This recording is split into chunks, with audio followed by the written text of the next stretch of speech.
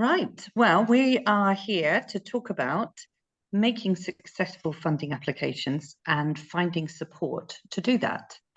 So, first of all, we're going to introduce ourselves and some of the key questions that we're hoping to cover, and then we'll go through some of the things that have cropped up around this. So, I'm Hilary, and I work with Croydon Voluntary Action to provide support for small community organisations, local charities. I'm looking at how people can be successful in their fundraising, and groups come to me and are looking for support to get those applications done and get them done well. Some people are in a position where they're really ready to invest time and money in bringing in additional support to get that to happen. But there are some questions around that, and that's what I wanted to cover today. I'll just go through the questions that we're looking to cover, and then I'll introduce you to my colleagues here. So the key questions that we're hoping to discuss today are: what might those relationships look like when you bring in a paid professional to give you support with your fundraising? What do you need to think about and prepare before you go out there looking for support? And how can you find the right person to work with? What should you be looking for? What should you be asking them about? And what actually happens when you start working together? What are the practicalities of making this relationship work so that you can meet the end task and get those applications into those funders? So I'm very lucky to be able to speak to some people who have lots of experience around this. We'll start with you, Manda.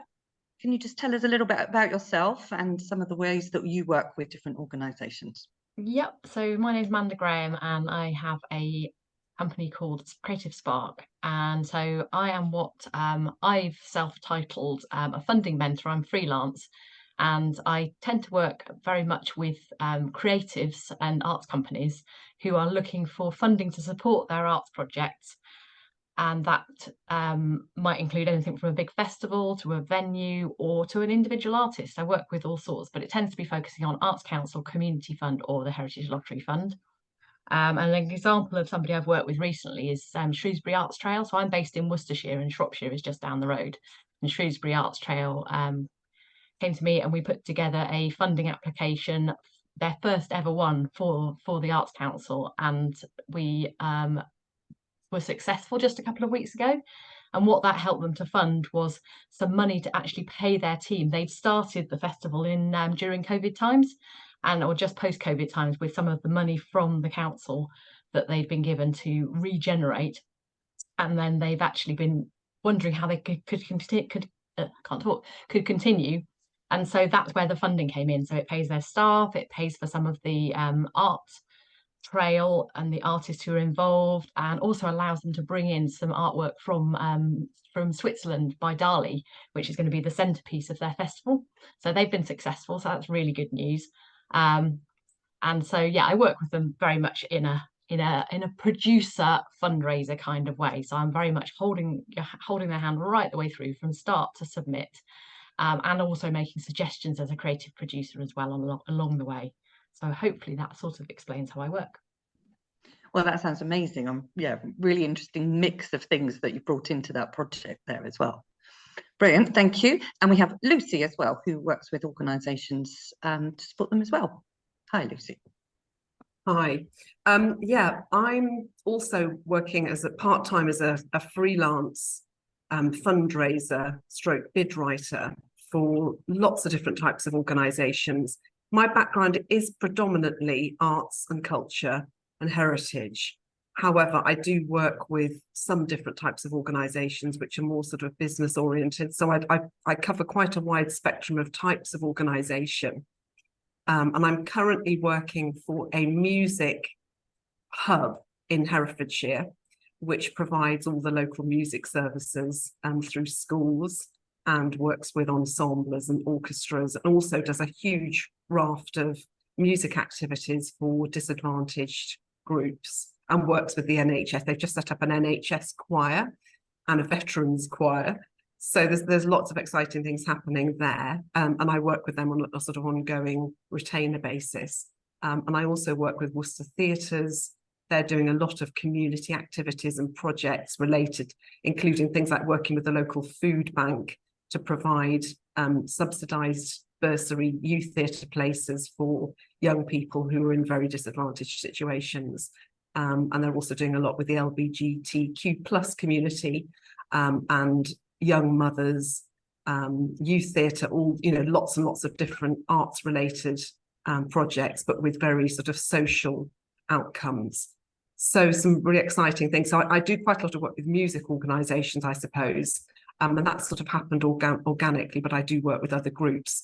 And alongside working in a more long-term sustainable way with the two clients I've just mentioned, I also do ad hoc bid writing for projects as and when they crop up. So I've just done one with the Embroiderers Guild, which was a project, a digitisation project of some wonderful, a wonderful collection of embroidery going back through the ages. And that was an Arts Council bid. So I will work very much on, you know, specific bid, usually bid related projects. So quite a sort of mixture of things. Brilliant, thank you. Okay, so I think people understand the kind of range that we've got in this discussion, which hopefully will give some of those answers so people can feel more confident about how they could also reach out and get support from the people out there with so many skills. So thinking about that, you've already begun to describe the different relationships that there can be when you're supporting groups with fundraising, but just wanted to go into a bit more detail about that, because when people think about recruiting or hiring in a fundraiser, I think some people have an idea where it's handing over a blank form to them and getting that filled in and thank you very much. But of course, Manda, you very much talked there about more of a mentoring relationship.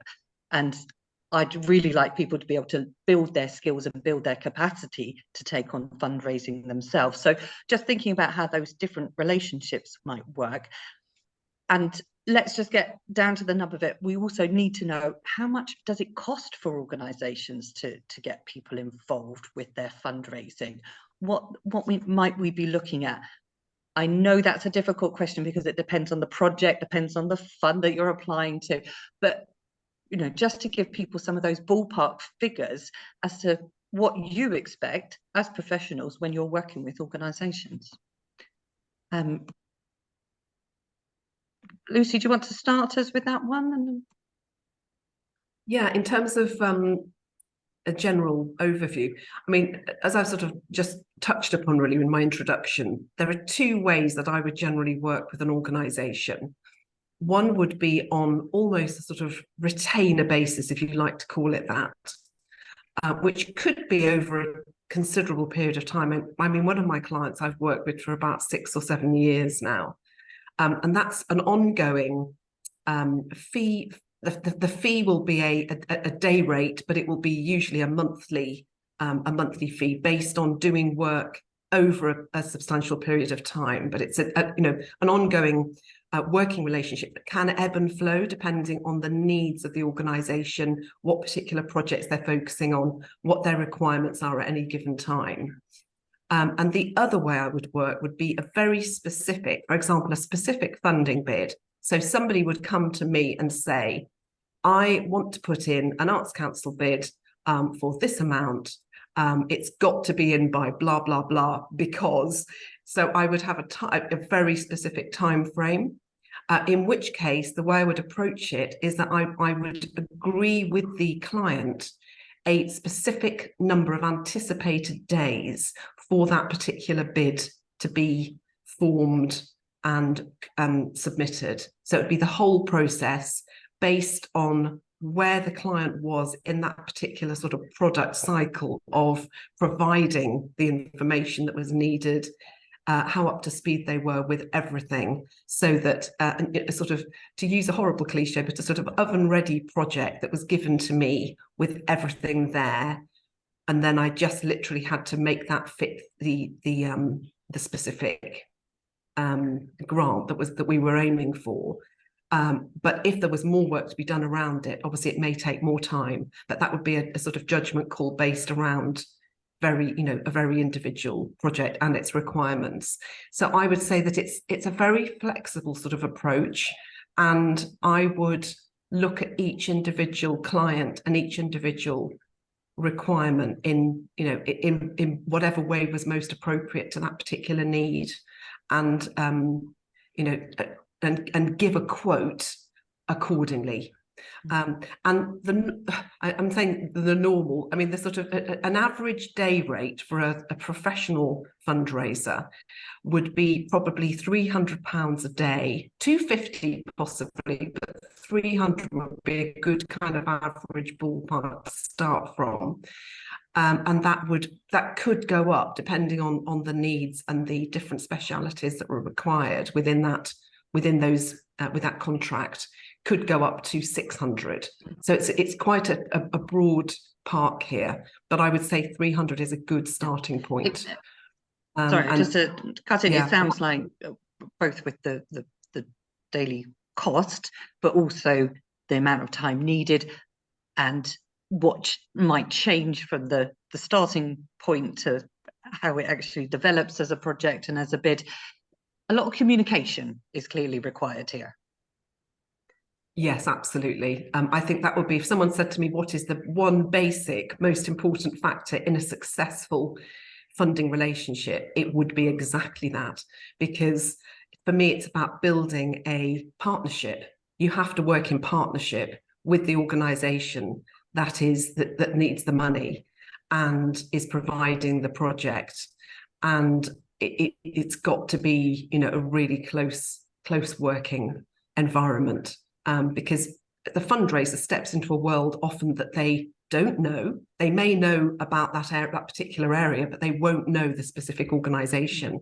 And it's about providing them with as much information as possible to enable them to then draft the necessary bid. So it's really about information giving and about close working. So I think the very important thing is the client needs to be able to have the capacity to provide that close working environment, albeit from afar. It doesn't matter where they're based nowadays.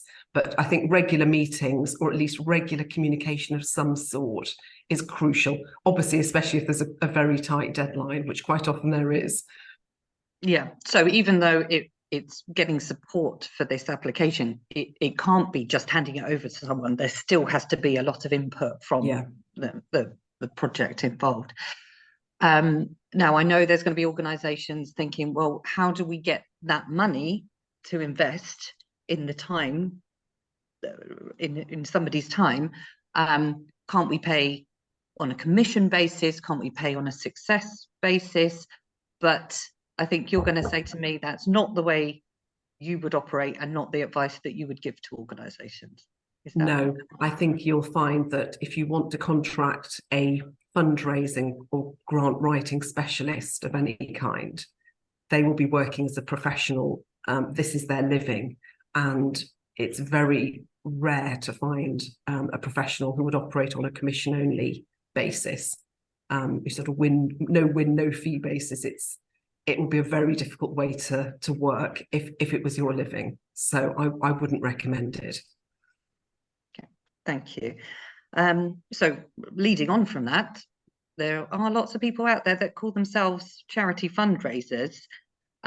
What does that actually mean? When you're speaking with other people who do work in this area, what is it that people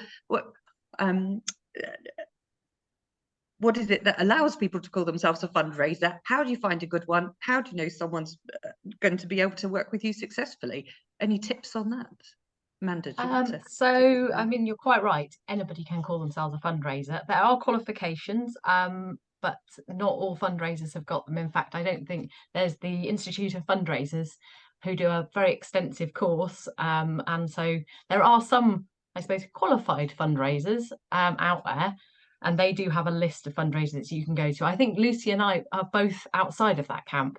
But I think we've both come from a background of working in different organisations fundraising for our own projects and for other organisations' projects, and have evolved into fundraisers. So I would say you could have a qualification, that's fine, but also sometimes, and the same with all jobs, your qualification has come through just doing the thing lots.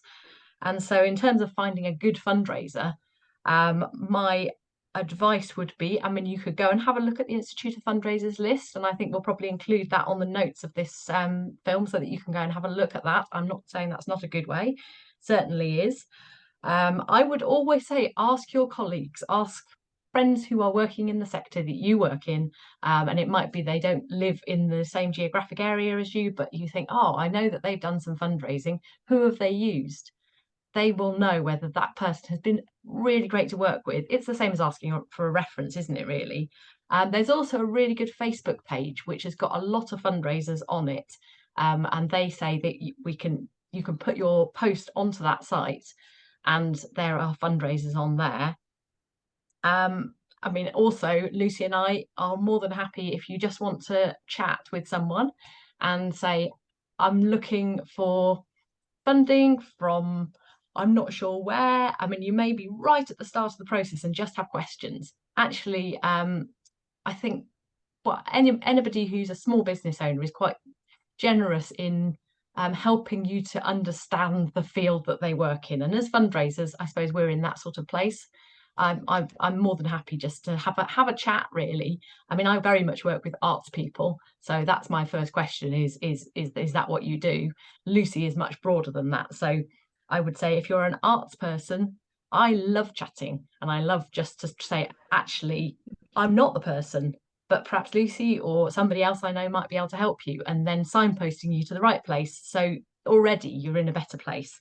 But the main thing I would say is to ask anybody you're employing as a fundraiser is what they've done before. What is their track record? And actually, you might then go to some of those people as references. I would always say with employing anybody, go and talk to some of the people they've worked with and find out what sort of projects they've fundraised for, actually what their success rate is. I mean, I tallied mine up and I've raised, I think, over 2 million, which surprised me. Actually, that was about 2 years ago, so I probably need to do it again and up the number. But it's that, and what success rate they've had with that fundraising. So that'll give you quite a good idea. And yeah, just ask lots of questions. That's the main thing. I think that's probably covered the question, Hilary. Yes, and we'll share, as you say, we'll share details of where you can look for fundraisers, because there are different networks that you could maybe tap into. But I think for one of my questions around that is, okay, I can see this list of potential fundraisers. What do I need to tell them? How much information do I need to give them? How much do I need to prepare before I go onto that Facebook group and say, could you come and help me? So perhaps I could hear from both of you about, what is it that you need to know fairly quickly from an organisation so you can get a handle on if you can give them support or if this is the right place for them. What is it that you'd like to hear from them to start off with when they first get in touch? Lucy, any thoughts when somebody emails you? What are you hoping to see and find out from them?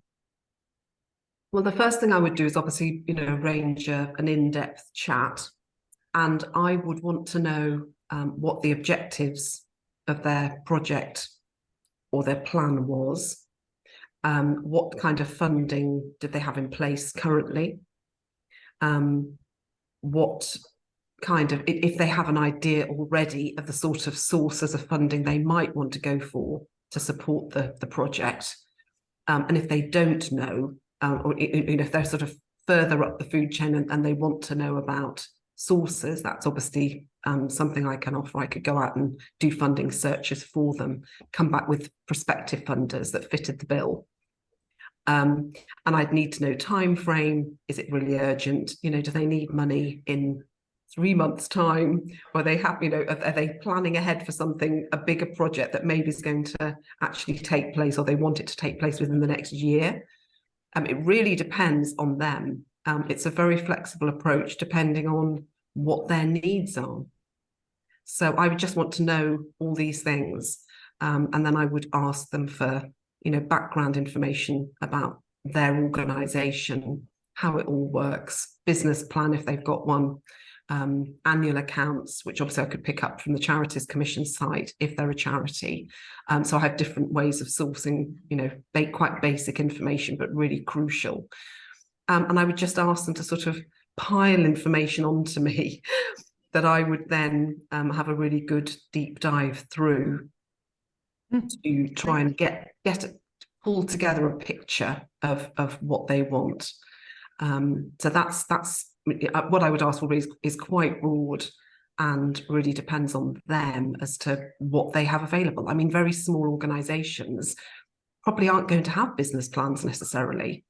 However, they might have, you know, a really good project outline that they happen to have drafted for this specific piece of work, or they might just be able to, you know, pull one together based on understanding that that's what's needed. So I think it's very difficult to say specifically, but there would be kind of key pieces of information, but every organisation is different in terms of what they would be able to provide. And once again, I just think it's that, you know, communication thing that's so crucial to the whole process. And anything you'd add to that, Manda, about that sort of initial chat and initial meeting with the group about what would be useful for them to have thought about? I work in quite a different way to Lucy. As I say, I'm a funding mentor. So rather than writing the whole bid, I work with arts organisations and artists right the way from the start. So I often say to my prospective clients, you just need to have exciting ideas and I suppose I work with mainly mid-career artists and experienced creatives, people who know that they can run projects, but they just find the funding bit so hard. And so I tend to, I work for a lower, it works out costing less because actually the person who I'm working with ends up doing a lot more of the writing. So very different to Lucy, who does all of the writing for you. I tend to say to people, come to me and we'll work it out as we go along. I'm a creative producer and I've got 22 years working in the arts event sector. And so I've worked with all different art forms, all the way across all the different fields. I've kind of heard, I think, everything, but I'm always surprised by the clients I'm working with. And actually, it's about how we get past sometimes I'm a personal development coach as well. So I kind of mix it all up and just go, lean on me, we'll get there together. And I don't really work in the same way as Lucy. So it's more if you want to get funding, there's also something called access support, which the Arts Council provide if you've got if you're dyslexic, dyspraxic, or if you've got other barriers to filling in the form. So it's kind of quite a different approach. And I kind of just say to people, click the 20-minute chat button on my website, book a chat with me. I will take it from there. I will tell you if honestly your project doesn't stand a hope. I'll be honest. And I think that's the other thing that we'll always do is say, actually, no, it's not going to work. We're not going to string you along because we want you to be successful and add to our stats. And we can then all celebrate together as much as you do. So, and that's what you would expect from other professional fundraisers. You'd expect them to be able to have that quite open conversation with people just as the initial chat. And as you say, to be quite honest about the project and where they feel they are. And that's something people should expect if they get in touch with a freelancer, would you say? I think so. And I think don't be afraid to think you're going to get charged up front for that initial chat. I mean, maybe even before you get into the in-depth chat that Lucy's talking about, but the initial chat of, is there any chance I need this to make my project happen? That conversation, we can go into quite a lot of detail and just say, actually, because we're experienced, yeah, it's definitely going to work, or actually, yeah, you're really not what these particular funders are looking for. But quite often we'll say, if you did this, this, and this, that would help you. So it might then give you the clues that you need to go and, I don't know, make connections with community groups or whatever you need to do to get yourselves ready. Yeah. So we're definitely talking here about, establishing a type of relationship, and communication is coming up again and again through it. And you've begun to talk about the different ways that you would work with a project, in the different steps that you might take. But just looking a bit more around that, maybe even I know you can't pinpoint it, but you know, numbers of meetings, how often you'd expect to be in touch, you know, when does it work, what issues sometimes crop up in terms of getting from this exciting initial idea to getting through that boring paperwork to the actual sending off the application. Lucy, any thoughts on how those relationships have worked, and any hints that tips that you've got about how to make it work? I think for me, it's sort of clarity of purpose, really. It's about what the end game is for the organisation, and then ensuring that you've got all the tools in place to kind of make it happen. So having a timeline that actually works, and arranging regular conversations or catch-ups, or at least, you know, emailing, so that you've got the sort of milestone points for the project there, so you think to make that project really work, you know, and so the processes are all in place to put it together within the time frame, because that's obviously, you know, often the most kind of important point when something has to be submitted by, if it is a, you know, a straight bid writing contract, as it were. And I suppose that's where, you know, certainly the both of you have so much experience of working with different projects, getting to that end point. You know if things are on track, you know what needs to happen next, because you've done it again, so you know how to, that's part of what you're bringing to the work, is that experience of hold on, we've got to keep the momentum going here. And you get to know the funders as well. I mean, if it's obviously we can work from anywhere, for any geographical location, it doesn't matter, the funders are the same, but you do get to know, for example, funders in your particular area, and it's you know, that's a really handy, well, it's that ability to, for me, it's about communication with the potential funders, getting them to have conversations with the person who wants to apply. So I have very good connections with the, you know, Communities Fund and the lottery, and they're great. You know, you just literally arrange a meeting and the person can just pour everything out and talk about what their plans are, and to have that kind of, to be able to convene that kind of communication, I think also is really, really useful. If it's a very specific pot that you're going for. And again, something that I think you guys seem to be able to bring to that is that confidence of, well, look, we've got this strong idea, let's go and speak to the funder, and you know, let's get in there and work out those details. Exactly. And also having access to funding databases and just knowledge. I think this is what you're paying for. You know, the day rate is partly for having that knowledge. It's not wasting time, because we already know, you know, we've dealt with a lot of different types of funds, and it's about kind of instinctively, in a lot of cases, not all the time, knowing where immediately where you could potentially go for something that, you know, sounds like it has particular types of objectives, or is addressing a certain kind of area. So it cuts out a lot of time wasting if we're able to go, right, you've got a capital project, you need to do it by this sort of date, you are constituted as an organisation like this. Okay, I can think off the top of my head immediately of probably 3 funders that we could look at and we could go and talk to. And then behind the scenes, you could be doing other funding searches and pulling together other lists of, you know, potential funders. But I think it's that initial ability to go, right, this is this type of project, and therefore that type of funder would probably be very interested in what you've got on the table. So it's the sort of efficiency and the knowledge that is brought to the table by working with somebody who's got those skills. And Manda, you're talking more about the mentoring relationship and the personal development of people.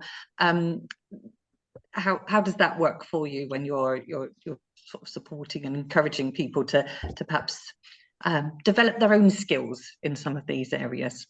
So it worked. I mean, Lucy's very very good at the short deadline and getting things in quick, sometimes longer deadlines. But for me, we tend to work over. I mean, I always say to people, it'll take you about 3 months to put together an Arts Council application. And I frequently have clients who say, oh, I need to get it in this month. And I say, okay, it's your call. I'm recommending 3 months. And I don't think I've had anybody who's done it in a month. I have done it in a month myself, so I know it is possible. But then I had to take 2 months, like, to recover from the 1 month. So I would say don't do it in 1 month. It's really quite exhausting. That's not to say it can't be done, but I tend to work over a longer period, and it depends on the client, because actually the person needs to have their time available, and a lot of that time is put into developing the project. It's not just the bid writing. But I always say to people, you will land at when we press submit with a project that feels really wow. You will have opened doors in your thinking, because I'll have nudged you as a critical friend and said, I think you're not being ambitious enough here. What about this? And quite often putting something in terms of possibilities that you might not have thought of, but as an experienced producer, I can say, well, one, I think the Arts Council would love to see this if it's something you feel you could do. I'll never force you to do things, but I'll always put things in front of you. And we go through a process of what I call review and feedback. So we have a getting started meeting, which is where you're sitting there going, I don't know how to make this work. And actually, I tend to feel a bit like at the same time, but I always then we both jump in together. Actually, quite often at the second meeting, the person comes back maybe 6 weeks later. I say, dump all of your thoughts into your application, and then I will read it, give you feedback, masses of detailed feedback, but all super practical and really positive to really help you to shape it. And quite often the person comes back at the second meeting just going, I booked in these times and I know I haven't got enough time now. So we changed the timeline. So everything's super flexible. And I've got one client who said, can we do it over 8 months? And she's got a creative practice. She's a fine artist and she needs to take a month off. She's at uni. So she's doing a uni piece of work in the middle of all of this. And I've gone, yeah, book in the times to suit you. That's totally fine. I work very, very flexibly around the person, and there really is your own personal creative producer and fundraiser. So it kind of it certainly works with all the creatives that I work with, who are, I suppose, less about quick deadlines and very linear process. I'm a creative myself, and I understand that need for real flexibility. But I've been successful with all of the Arts Council applications that have gone in over the past 12 months. Which is the new Arts Council project grants format that they've got. So I'm really proud of that. And I can kind of say, well, if you're up for it, we'll get you there. So again, we're back to this idea of, depending on your project, there is the right support out there. You just have to talk it through, find the person who can work with you in the right way for you personally, or for your project, or for your organization. It's not one person, it's not, everybody doesn't fit into the same kind of fundraising category. Professional fundraisers come with all shapes and sizes, with all sorts of experiences, and it's about putting the time in to find the right match. I think, yeah, and also being aware that there's that access funding out there. I think that I'm just looking into the Heritage Lottery Fund, but I think they've got a similar fund.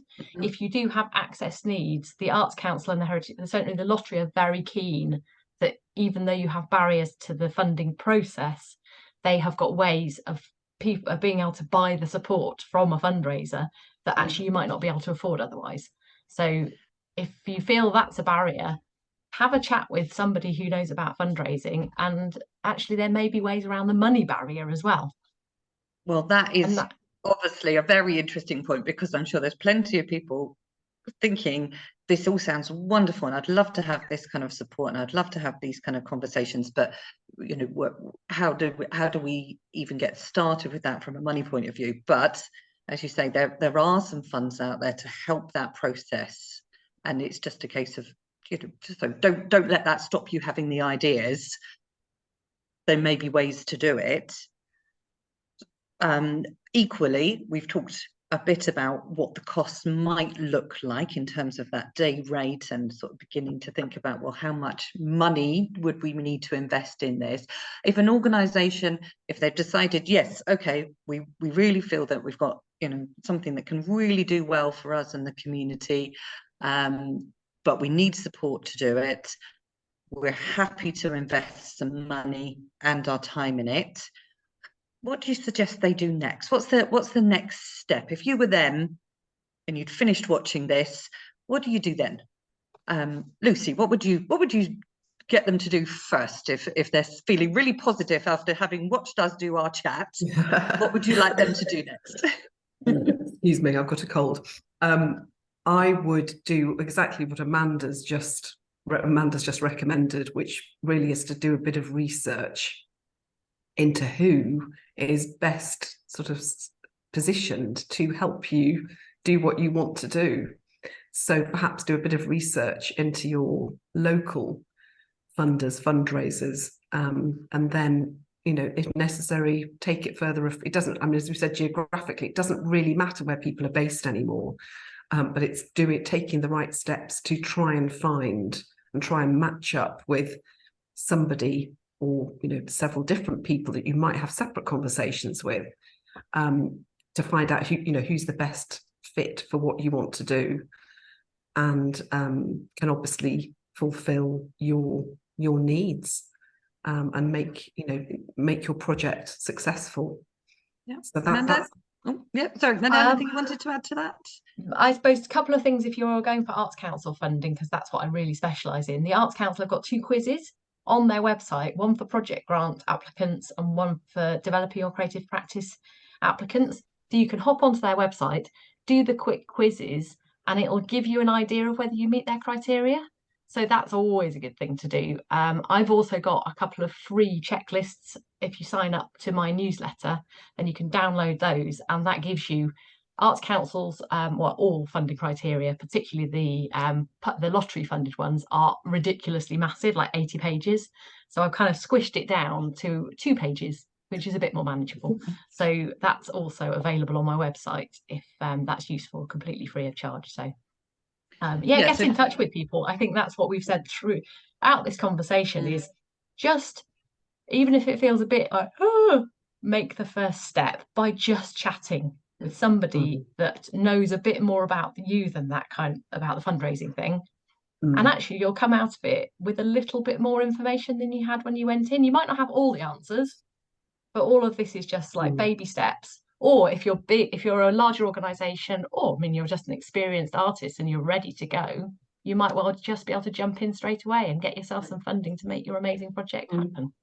Yeah, well, I think the experience and the passion that you two have has really come across, and I know that that's replicated throughout sort of professional fundraisers field. You know, people do this because they're interested in projects, they want things to happen, they want to help groups and communities get things done, and if you can link up with the right person who shares that interest, has those skills, it can really, as you say, Lucy, you were talking about saving time and just being really efficient about it, and all that wonderful conversation about we could do this, we could do that, you could actually get it to happen. And that would be the key thing. Yeah, and it is a scary process, I think, for lots of people. But I think also, in my experience, working with a whole range of different size and capacity of organisations, for little organisations particularly, some of these challenges of actually bringing in the funding must seem insurmountable in a lot of cases because they're so small. And you know, as we know from our experience, fundraising and raising funding in any shape or form it has to be focused, and it really is it takes a lot of time and dedication to get it right, and you don't want to be spending time wasting time on making applications that aren't up to standard, or, you know, not just being able to, you know, really focus on what those bids require to do them properly. So I think it's kind of probably overcoming that first sort of scary moment of thinking, oh, maybe I just need to bring somebody else in, even, you know, very temporarily, to help me invest in my own future. So I suppose that's the other thing. Yes, it is a cost, which may seem a very high cost to a lot of organizations, but I think you have to bear in mind that it is an investment, because if you're paying somebody to do a really good job and it's successful, that could then take your organization to a whole different level and enable you to deliver fantastic projects that you wouldn't be able to do otherwise. Brilliant, thank you. So I'm going to have a transcript of our conversation, and included at the end there will be different links. Some of the different places to look for fundraisers that we talked about will be on there, and there is a variety of information out there about professional fundraisers and ways to work with them, that I can include some of the links and things in there. So hopefully there's some places where people can make some of those first contacts and go from there. But thank you very much, Manda. Thank you very much, Lucy. I feel that we've really gone through those key questions, and I hope that we've given people confidence to think about how they can get that professional support into their organisations, and ways that can work for them. So thank you very much. Thank you. Good luck, everybody. Yeah.